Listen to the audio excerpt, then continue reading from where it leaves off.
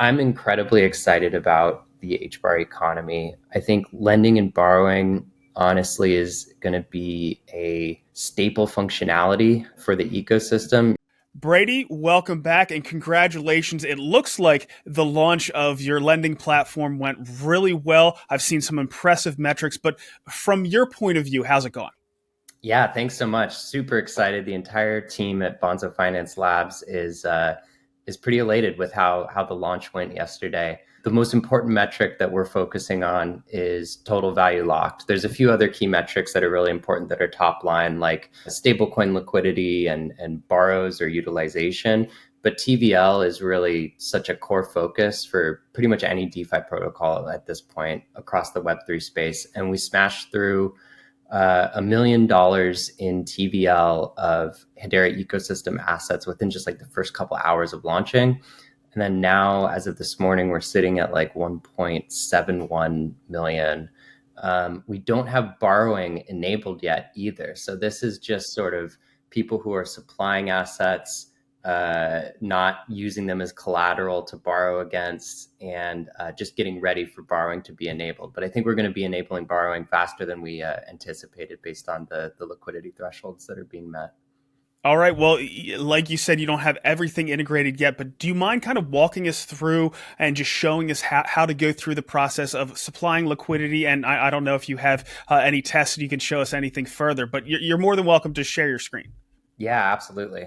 All right, so this is the Bonzo Finance dashboard, and there's a few things that are going on here. So what I'm going to do is walk everybody through this from top to bottom. So up at the top, you can connect your Hedera account. Right now, we support Hashpack, but we are looking to support Kabila, Blade, MetaMask, and all of that through sort of the Wallet Connect integration that's been created by the ecosystem.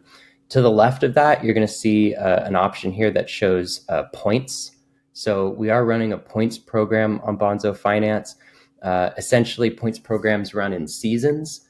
And within each season, when you supply assets or borrow assets, you're earning Bonzo points. And those points are used to inform claimable Bonzo at the end of each season after the token generation event takes place. So we haven't hit 24 hours yet since launch. So my season one points are still sitting at 0, but you can see that I'm earning 1,320 points per day.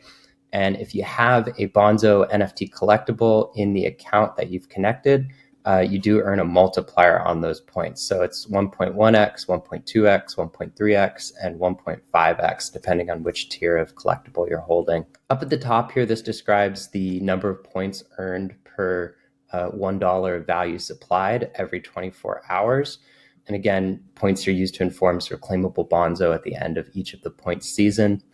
Today, we only have lending or supplying available. We're looking to achieve a minimum threshold of liquidity before enabling borrowing, just to ensure that it's the safest experience possible for users. So once borrowing is enabled, you'll actually earn more points for borrowing than you do for supplying. And details on that are going to be made very available on Discord and on X as well. So at the top here, what you see is my borrow power. And borrow power is essentially the amount of value that I can, when borrowing is enabled, borrow of any of these supported assets in the protocol today. Borrow power is based on essentially a percentage of any of the assets that I've supplied. So I've supplied here $17 in sauce, $312 of HST from Headstarter. I have 3 cents of karate in here as well. I was mostly just doing this for testing. Each of these, based on their risk, gives you what's called a loan to value ratio. So based on the collateral and the value of the collateral that you've supplied, you can borrow up to a certain percentage of it safely. And that's configured by the protocol. And again, it's based on the risk of each of the assets that are supported by the protocol. So that is borrow power. Health factor and liquidation, LTV, these metrics are really there for when borrowing becomes enabled. Health factor, the most important thing that you're going to be looking at is you do not want your health factor to drop below 1. As you continue to borrow assets against your collateral, your health factor drops. Right now, because I don't have anything borrowed, it's sitting at max. It's a maximum amount of health for my positions. And then liquidation LTV is essentially at what percentage of the value that I'm borrowing against my collateral could result in a liquidation. And as prices for your collateral end up, potentially dropping, you become closer to your liquidation LTV. Essentially, the assets that you are borrowing might be worth more than the assets that you have supplied as collateral to back that loan. And so it's really important to be monitoring essentially your health factor, and then also essentially the prices of the assets that you're borrowing and the price of the collateral that you've supplied. As we scroll down here, we've got a supplied assets bucket and a borrowed assets bucket. So again, I've supplied Sauce, Karate, and HST here. These are the dollar values and the token amounts that I've supplied. And then there's an APY rate. So today, because borrowing is not enabled, the organic APY rate is sitting at 0%. The APY rates can be earned for supplying assets are variable, and they're based on the utilization of the asset or the amount that's being borrowed of the asset. So a bunch of people are supplying assets to a pool like Sauce, and then there are people on the other side of the market who are borrowing the Sauce token. And as more people borrow the Sauce token, as more value is being borrowed, they're paying interest, which ends up going to the people who have supplied that Sauce asset. And so that's reflected in this organic APY. You'll notice that there's a little sparkle box that's down here. What we've enabled is additional liquidity incentives that go beyond this organic APY.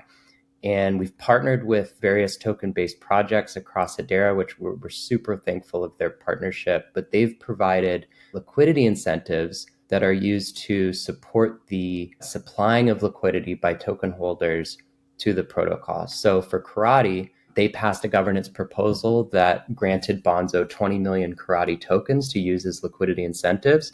And those are being utilized via smart contract to provide essentially a supplemental APY. So if you supply Karate right now, that APY is sitting at around 7.19%. Is that rate going to go down based off of the additional Karate that's allocated, or is that a set amount for a certain amount of time? Yeah, so as more Karate is supplied to the pool, the APY rate drops, similar to like an APY rate for like DEXs. What there is some configuration over is the usage of the 20 million Karate that were provided as liquidity incentives. And so over time, the amount that is emitted will increase as the TVL increases. So ultimately attempting to try and achieve a pretty consistent APY over a period of 6 months and then 12 months, essentially trying to utilize those liquidity incentives as best as possible to ensure the most sufficient liquidity while also rewarding users. The next thing that I want to ask is, what are some of the strategies that could be used for USDC, for Karate, and so forth? Yeah, so we did put out a sort of protocol agnostic blog posting that talks about the various strategies that are seen across all of Web3 for lending protocols. And, when you think of decentralized lending and borrowing, obviously in the name, you go, okay, well, I can lend and I can borrow assets. There's so much more that can be done with lending and borrowing protocols that go beyond just lending and borrowing. One of the most simple ones is probably being able to long or short tokens in the ecosystem. So for longing and shorting, that's one of the examples of these strategies that you can employ with lending protocols. So for longing, for example, let's say you think that the Karate asset is going to go up in price.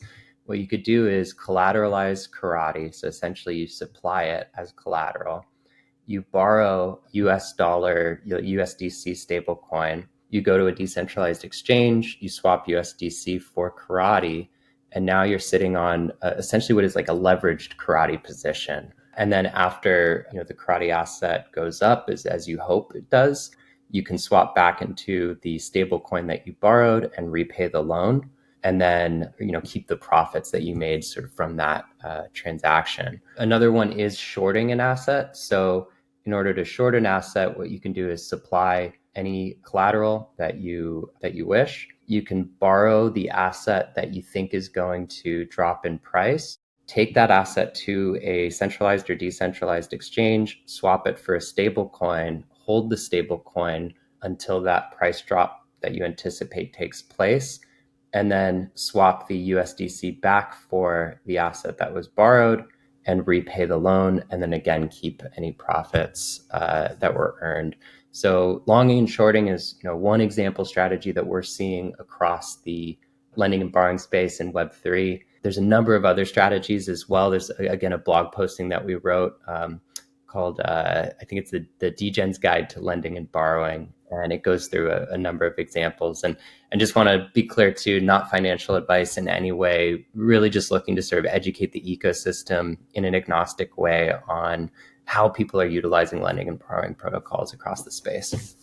Sure. And, if you wanted to supply liquidity and you're just holding HBAR, for example, you could supply that HBAR as collateral. Then you could borrow USDC and then pair it with some other HBAR that you have on a decentralized exchange like Saucer Swap. Or you could borrow Karate and then use that to participate in up-only gaming. I think there's going to be a fair amount of people that are going to try that one out here in the next event, which I think is just coming up in a couple weeks. Oh, yeah, absolutely. Yeah, there's a whole range of different strategies, and like token utilization is a big one. Essentially, you're sitting on a bunch of HBAR, like you said, you borrow an asset that has utility within its application, like Karate, and then being able to use it for, whatever the intended purpose is of that asset within its application. Perfect. So those are the benefits, of course, of lending and borrowing. Can you kind of touch a little bit on the risks and things that people need to be careful about when they're participating in Bonzo?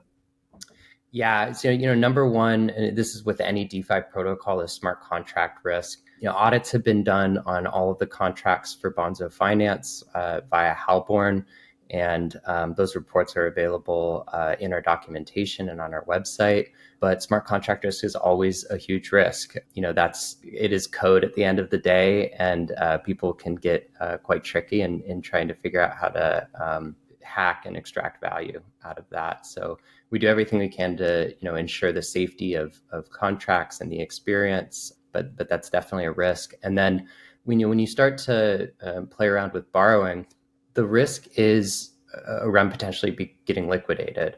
So when you supply assets as collateral and you borrow against that collateral, you do have to be aware of the price movements of the asset that's being supplied, just to ensure that you're not hitting your liquidation threshold. If the price of an asset drops pretty dramatically and you've supplied it as collateral and you're borrowing against it, there is the possibility of liquidations. When we first enable borrowing, there is going to be a significant amount of padding for users. So in the sense that asset prices would have to drop pretty dramatically in order for a liquidation to take place.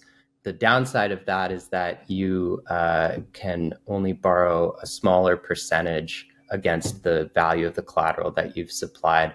Over time, we'll lift those thresholds to be more akin to maybe the rest of the ecosystem.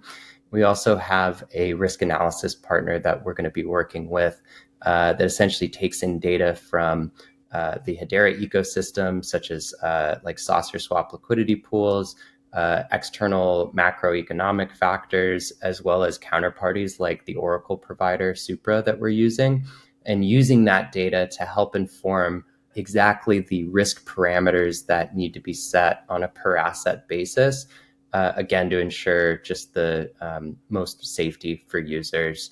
And let's see, I'd say the biggest risk parameter for that is the sort of loan to value ratio. Again, essentially like how much value you can borrow against the value that you've supplied, and that changes on a per asset basis. So where does the risk lie for those that are supplying the assets? Yeah, so uniquely with lending protocols, when you supply an asset, you're supplying it into a single asset pool. So with decentralized exchanges, you actually have to do a token pair. So you're pairing two tokens together, you're depositing it as liquidity. And depending on, the price movements of both of those assets that are paired together, if they diverge, there is the chance for impermanent loss.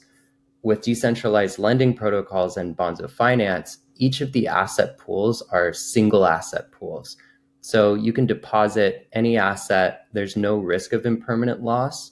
And if you're not borrowing against it, then really the biggest risk that you're facing is just around smart contract risk. Is there any way that an asset could drop so rapidly that they really can't fill the requirement for paying back the loan, essentially using their collateral? Yeah, if there's the chance of an asset that just absolutely tanks, it could be so fast that it's really difficult to supply enough collateral again to ensure that you aren't liquidated. It is why monitoring your positions is incredibly important. And we do have some features coming out down the line that allow for notification to users when assets or collateral that you've supplied starts to be within a threshold of potential liquidation. So it would notify you, and you could come in and update your positions in whichever way you see most fit.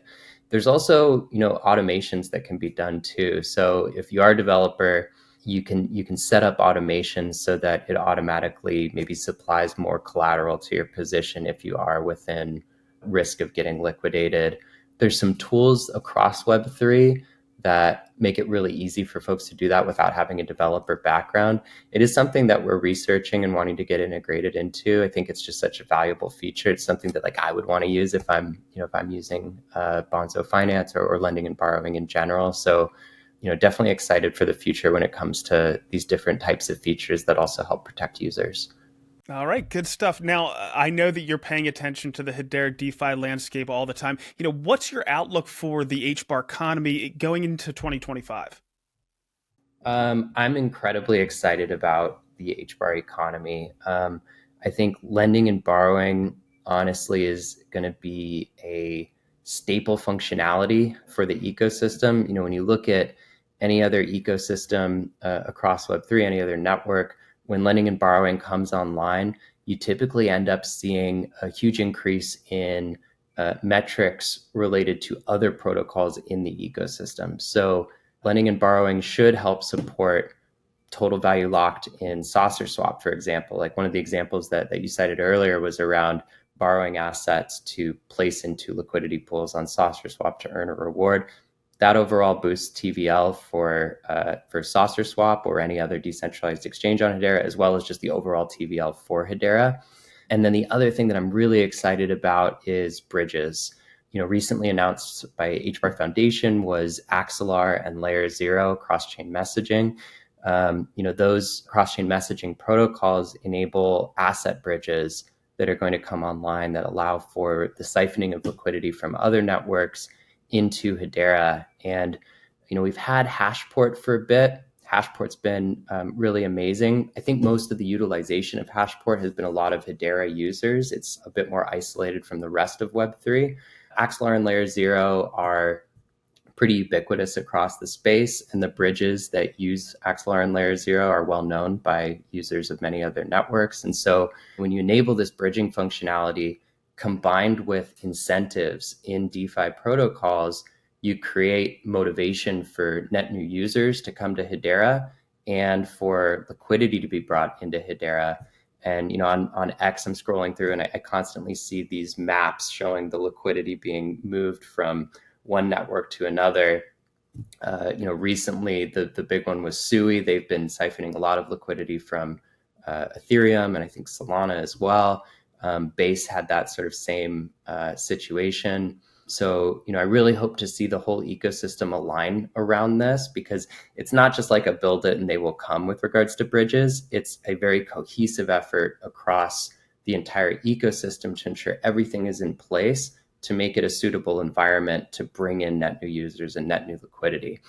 And then one more thing on that as well is having the most ubiquitous assets across Web3 in Hedera with sufficient liquidity ensures that users don't have to go to another network to get exposure to these other assets. So, today, if you're a user on Hedera and you want to trade a decent amount of Ethereum, for example, you've got to go to Arbitrum base Ethereum, Solana, whatever, because they've got either the native version of Ethereum on Ethereum or wrapped versions of Ethereum with sufficient liquidity. If that was the case on Hedera, it creates stickiness because users don't have to leave the Hedera network to go get exposure to these other assets or to use protocols that offer, unique functionalities. We can have all of that at home on Hedera and create greater retention. So, a lot of different things that are coming online that I think are going to help support the crypto economy on Hedera, and I'm super excited about it. Really well covered. Now, what's next for Bonzo? What do we have to look forward to in the weeks and months to come? Yeah, so our relentless focus is on attracting as much liquidity as possible to the protocol, and then once borrowing becomes enabled, just ensuring that we're educating users on why borrow and how to borrow and what types of strategies and other things exist for that. We're going to take a very agnostic approach. Obviously, we don't want to give financial advice in any way, but we want to just give users the education that they need. I think SaucerSwap did an amazing job when they first started educating users on all of the functionalities that DEXs provide. And we want to sort of take a page from their playbook on the education front. New features. So like I said, bridge integrations directly within the UI, I think is really important. Folks shouldn't have to leave the experience, if they're coming from another network, to be able to bring assets into Bonzo Finance and supporting those assets in the protocol. Functionalities like the notification system. Analytics is a really big one too. So having sort of a global analytics page as well as individual asset analytics. And then network expansion is a big one as well. So we are looking to very quickly expand to other networks, layer 1 and layer 2 networks that also are experiencing a gap in their DeFi ecosystem similar to Hedera. Maybe they have a decentralized exchange and some sufficient liquidity, and there really is some differentiation and long-term viability of the network that's been identified, and they're missing a lending protocol. Well, that's a great opportunity for us to be able to expand to them. The two networks that we are looking at right now is Supra is the Oracle provider for Bonzo, but they're also launching an EVM layer 1 network early next year. So we're exploring that with them, and they've been an amazing partner to work with. And then obviously Up Only Gaming, they've got a layer 2 network that's being built on Hedera, and they're going to have to build out their entire ecosystem. Oracle's decentralized exchanges, lending protocols, and then obviously all of these leagues that I think there's 30 plus leagues that are looking to jump onto this layer 2 network and sort of replicate some of the similarities of what we've seen with Karate Combat. So very excited about that too. And all of this within, the next year. Well, I'm going to be talking to Ethan. He's the lead dev over there at UpLayer 2, so I'll try to get some more answers around that. Again, Brady, congratulations, and thanks for bringing these products to market. Absolutely. Thanks so much, Brandon. Good chatting with you. I'm now posting these interviews of Hedera builders independently to my channel. The community, influencers, and media outlets are free to use this content to spread the word on what's being built on Hedera. Once they're all uploaded, you'll be able to go to my channel and search for whatever topic or team you're interested in to find more information. Or you'll be able to get the most recent Hedera news by watching the latest HBAR Weekly update. So check them out.